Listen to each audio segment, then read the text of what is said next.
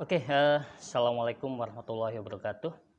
Ya, ketemu lagi di mata pelajaran simulasi dan komunikasi digital. Kita sudah masuk ke semester 2, ya.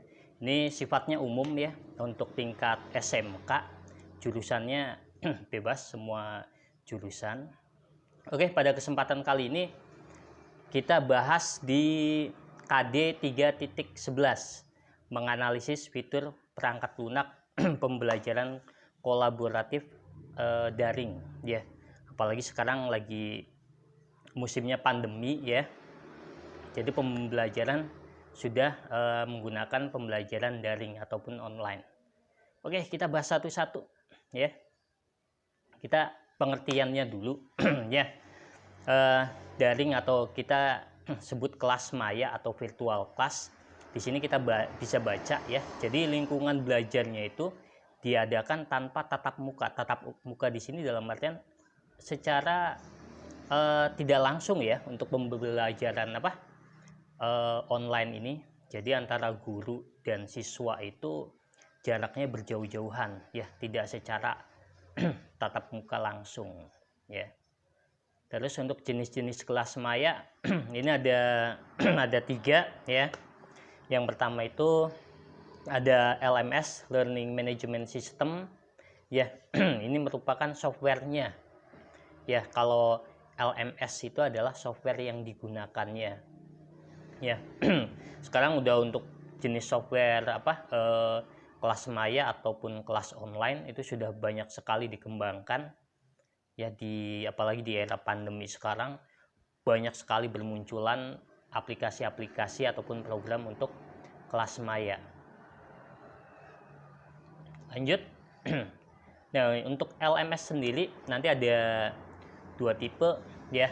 Seperti biasa, ada yang proprietary yang yang berbayar ataupun yang open source gratisan. Ya, contohnya biasanya Google ya, sekelas Google itu mereka open source, kita diberikan gratis.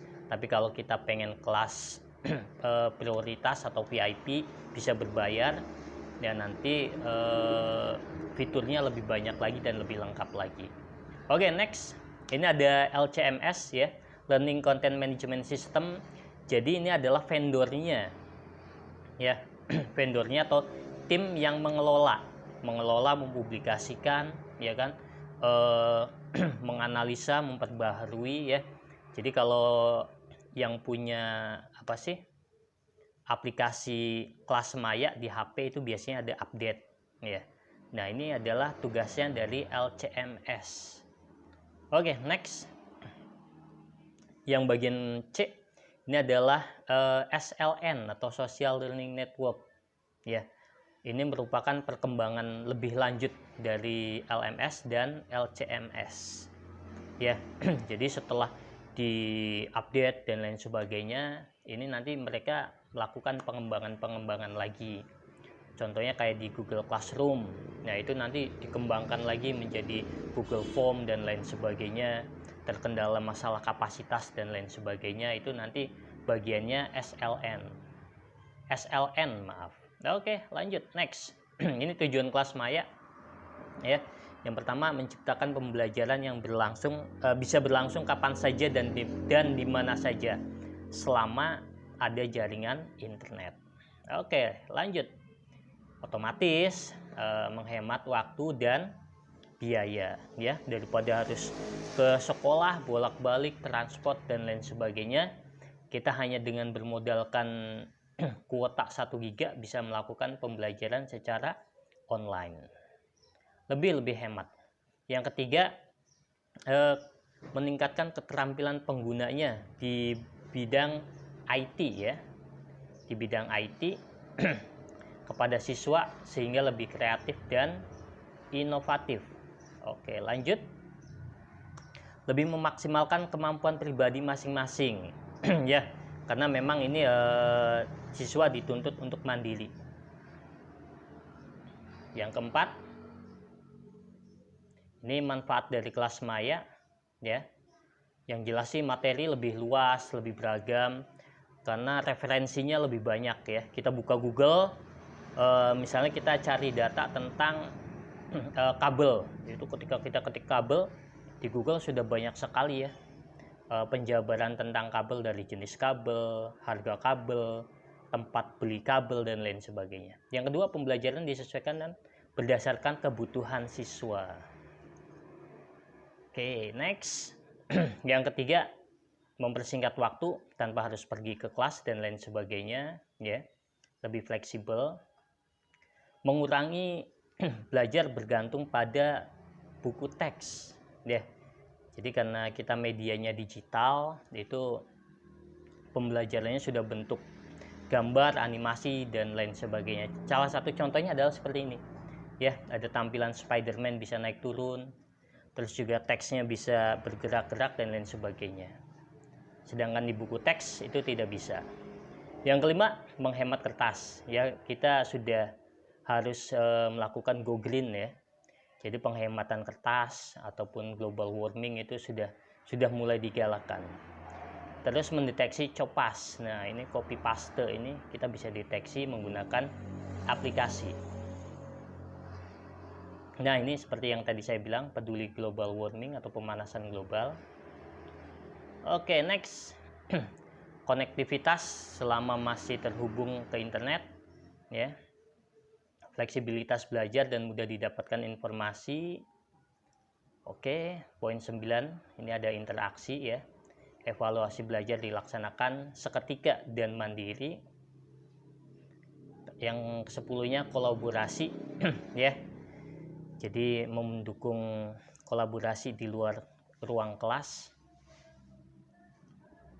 Yang ke-11, kesempatan pengembangan konten digital terus dikembangkan. Jadi insya Allah kedepannya pembelajaran secara online, kemudahan informasi itu sudah semakin canggih, semakin cepat, dan yang jelas sih semoga semakin akurat ya. Oke, lanjut. Ini fungsi dari e-learning ya, itu ada 3. Yang pertama itu sebagai penambahan atau pengayaan pembelajaran, suplemen ya. Next, pengganti sebagian pembelajaran atau komplement ya. Misalnya ketika di kelas tidak bisa dilakukan, ataupun ada misalnya bapak ibu gurunya atau kondisi kelasnya lagi renovasi dan lain sebagainya, itu bisa dijadikan sebagai pengganti ya. Atau pengganti keseluruhan belajar atau replacement. Nah, seperti kondisi COVID sekarang, ini posisinya sudah pada di posisi yang C ya, pengganti seluruh pembelajaran. Jadi total pembelajarannya itu dilakukan secara daring ya. Kalau yang bagian B, yang bagian A itu ketika masih aktif ya. Yang C ini sudah total di masa COVID ini. Oke, ini fitur dari kelas Maya. Yang pertama itu ada konten yang terkait atau relevan dengan tujuan pembelajaran. Terus juga menggunakan metode instruksi ya. Itu nanti diberikan contoh dan praktiknya itu dalam bentuk digital, siswa diberikan ya dalam bentuk gambar ataupun video. Lanjut, menggunakan gambar dan kalimat sebagai elemen media. Ya, ini salah satu contohnya nih ya. Ya, gambar dan kalimatnya sebagai media pembelajarannya atau menyebarkan konten belajar. Ini salah satu contohnya. Ini kayak di bagian bawah ini sudah ada monyet yang lope-lope nih. Ini salah satunya. Lanjut, bagian D, pembelajaran bisa dilaksanakan secara langsung dengan instruktur atau otodidak. Nah, ini biasanya di YouTube itu ada tutorial ya. Itu biasanya untuk mereka yang otodidak. Lanjut. Oke, tunggu sebentar. Oke, next, sorry. Yang E, menambahkan wawasan serta teknik baru untuk bertujuan, nah, mewujudkan tujuan dari belajar. Ini keuntungan kelas Maya ya, kita punya 5 ya, lebih menarik. Terus siswa juga tidak terikat tempat dan waktu. Guru juga sebagai fasilitator ya, atau sebagai penyedia dan pendukung dalam proses belajar. Terus juga siswa lebih aktif, pembelajaran juga bisa dilakukan kapan saja dan di mana saja selama ada jaringan internet. Ya, tapi sebetulnya bisa dilakukan secara online juga ya. Tapi tetap di awal itu harus online ya. Jadi di-download dulu, disimpan dulu, lalu kita bisa baca-baca lagi videonya ataupun tutorialnya.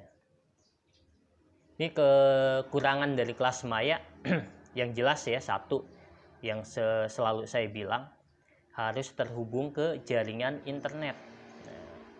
Terus yang kedua, proses belajarnya itu individu.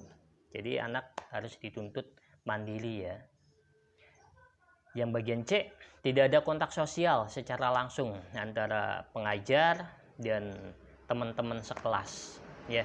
Jadi kontak langsung ya, beda dengan chatting dan lain sebagainya. Ini akan pengaruh ke psikologi anak ya, ketika anak kontak langsung, ketemu ya, bersentuhan dan lain sebagainya, dengan mereka hanya chatting lewat telepon dan lain sebagainya, itu efek psikologinya sangat-sangat beda sekali. Yang keempat, harus memiliki gadget penunjang ya, contohnya HP, laptop itu harus punya ya. Terus yang E-nya, gadgetnya itu sendiri harus memiliki spek tertentu ya. Jadi tidak semua HP, tidak semua laptop itu bisa digunakan untuk pembelajaran secara online ya. Mungkin anak-anak zaman sekarang nyebutnya itu HP kentang ya. Jadi HP dengan spek minim sekali tapi bisa untuk online, tapi agak-agak sendat seperti itu. Oke, next. Ini 8 komponen pendukung kelas maya ya. Ada konten pembelajarannya, itu materi sama isi pembelajarannya itu harus ada jelas ya. Yang bagian B itu ada hardware. Nah, ini udah satu paket. Kalau sudah ada hardware harus ada softwarenya ya. Jadi hardware itu alatnya, laptop ataupun HP dan lain sebagainya. Softwarenya atau program aplikasinya seperti Google Classroom, Quizzes, Kahoot dan lain sebagainya, Zoom ya. Terus yang bagian D, strategi komunikasinya.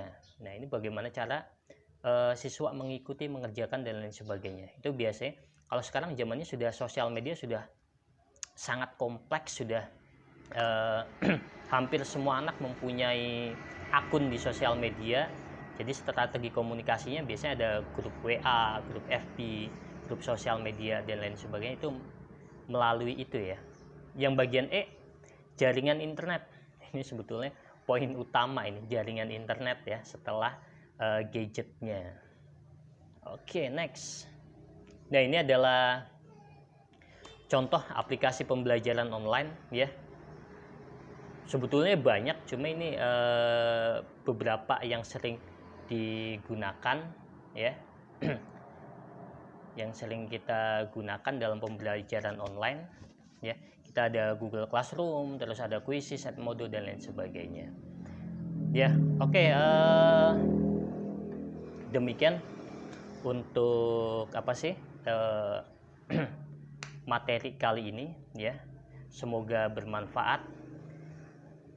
Ini sengaja saya tidak edit dan lain sebagainya ya, karena memang saya bikin se-real mungkin ya.